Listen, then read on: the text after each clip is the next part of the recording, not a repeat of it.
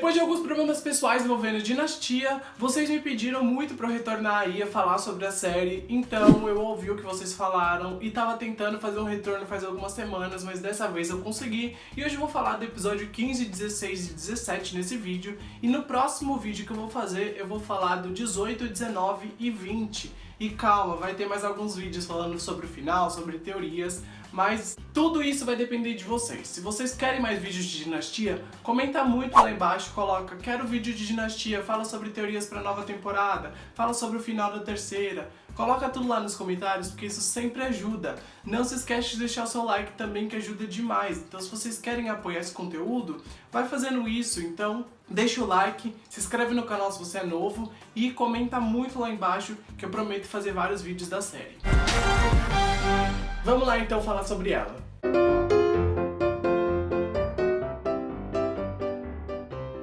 Vamos então começar falando sobre o 15º episódio, que foi um episódio bem mediano ali, quase abaixo da média. Começamos o episódio já com a Dominique, a irritante e prepotente da Dominique, que eu não aguento ela, mas enfim, é minha opinião. E ela tá finalmente vivendo ali na mansão Carrington, depois dos rolos que ela teve com o Blake. Enfim, ela tá lá com a prepotente da Vanessa também, que depois da mãe dela ter pegado o namorado dela, ela continuou como se nada tivesse acontecido. E essa família ali é uma família de cobras, vamos falar a verdade. Eu confesso que a história das duas é a história mais inútil aí nessa temporada pra mim. Eu não vejo pra onde seguir essa história, eu não vejo ali uma noção nessa história. Parece que os roteiristas simplesmente também não gostam da personagem e fazem ela o mais deplorável possível.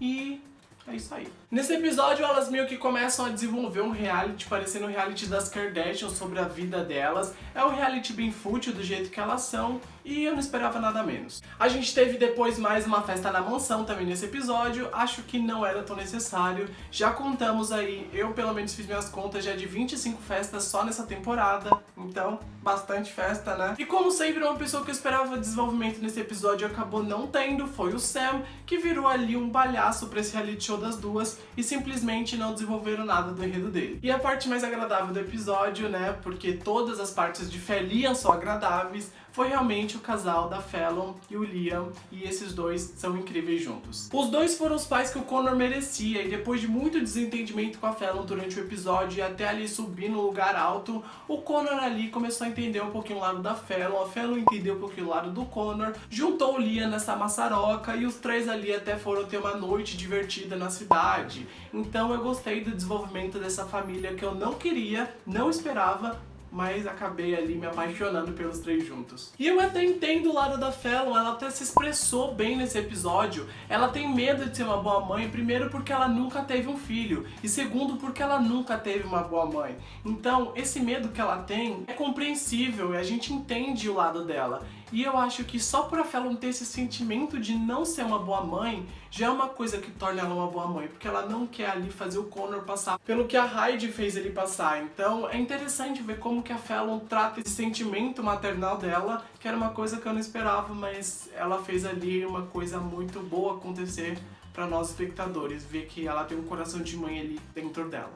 E no final do episódio, a Heidi apareceu e falou, tipo, eu quero o Connor de volta, me devolve aí. E ela ficou o episódio inteiro ausente, do nada ela aparece no final e quer tirar o Connor do Liam e da Fallon. É assim que funciona. Nesse mesmo episódio, a gente também teve um enredo envolvendo a Crystal e o Blake, que passaram metade do episódio dentro do jatinho. A Crystal contou pro Blake ali sobre tentar matar a Alex, e o Blake simplesmente passou o pano pra ela, aquele meme do pica-pau, tipo, ai, essa Crystal. E também a gente teve o enredo do Jeff, da Alexis e do Adam. O Adam tá cuidando do Jeff no hospital, depois que a Alexis deu ali, sem querer, o remédio que não poderia ter dado naquele momento. O remédio deu efeito rebote e ele teve que ir pro hospital. Tadinho de Jeff. Não gosto muito dele, mas também não é o personagem mais odiável dessa série. Além disso, o enredo que ficou muito em aberto nesse episódio foi o enredo envolvendo a Crystal, porque eles foram com o jatinho levar o Beto lá pro México, e a investigação da polícia que tava ali em torno da explosão do carro da Alexis totalmente foi esquecida por enquanto. Então eu acho que até a Dinastia vai deixar ali tipo esquecida mesmo e eles não vão continuar. Mas seria interessante se eles começassem a investigar o Beto e entender o porquê dele ter ido embora pro México e aí ligarem a Crystal a essa explosão. ia ser um pouco legal, ia movimentar mais a história. Chegamos então ao episódio 16, onde o Liam e a Fallon estão tentando conseguir a guarda do Connor ali em cima da Heidi. Por quê? Porque a Heidi não foi a mãe que o Connor deveria ter, então estão certos. E além disso, esse episódio foi muito paternal, porque a gente percebeu que o Blake vai ajudar a Fallon a conseguir isso, e a gente até teve ali uma aproximação dos dois logo no final do episódio. Então eu curti mais esse episódio do que o anterior. O Jeff então tava no hospital desde o episódio passado por causa do efeito colateral do remédio. E aí o que aconteceu? O Adam começou a cuidar dele no hospital, mesmo o Jeff não gostando muito do Adam. Em outro momento do episódio, a gente teve a revelação bombástica da Heidi que o Connor não é filho do Liam. Na verdade, é filho do pai do Liam, que a Heidi teve um caso com ele. E aí depois a mãe do Liam colocou dinheiro ali na jogada pra esconder esse caso. E meu Deus, as famílias ricas têm algum problema mental, porque eles escondem tudo com dinheiro. Tudo é jogado dinheiro em cima pra esconder. Ninguém parece que conversa. Tudo bem que a conversa seria meio estranha, tipo, seu pai teve envolvimento ali com sua namorada E a Heidi mostrou pra gente, pelo menos, que ela é uma mãe boa, que ao mesmo tempo tomou decisões ruins na vida dela, e isso implicou em tudo que aconteceu, isso implicou ali nela chamar o Liam falando que era o pai do Connor. Então assim, a bagunça na cabeça da Heidi é generalizada. E eu até entendo o lado dela, mas ao mesmo tempo prefiro Fell e Liam do que a Heidi. E a Laura, a mãe do Liam, aparece nesse episódio com aquela típica cara de sonsa dela, fingindo que não sabia de nada, mesmo ela sabendo de tudo. E o questionamento que fica na minha cabeça é como uma mulher assim criou o Liam, que é uma pessoa tão boa, tão ali com coração bom. Não faz sentido. Tipo, a Fallon e o Blake, eles se bicam. Eles são pessoas ali que são farinha do mesmo saco. Mesmo que a Fallon ainda tenha os neurônios a mais que o Blake, eles dois são iguais. Mas o Liam e a mãe dele são muito diferentes. Mas sabe por que eu gosto da Laura na série? Porque ela e a Fallon ali jogam farpas uma nas outras e isso é muito bom. As duas têm uma química excelente. E quando elas brigam por causa de alguma coisa, é muito legal a briga. Então vale a pena ter ela ali na série às vezes. O Liam e a Fallon, então, em outro momento do episódio, realmente brigaram muito pelo Connor ali para tirar ele da Heidi. E a gente percebeu também que os dois vão querer ter um filho de sangue, eles estão ali determinados em conseguir isso. Então foi um ponto positivo para nós aí, amantes de Fell e Liam, porque era o que a gente esperava.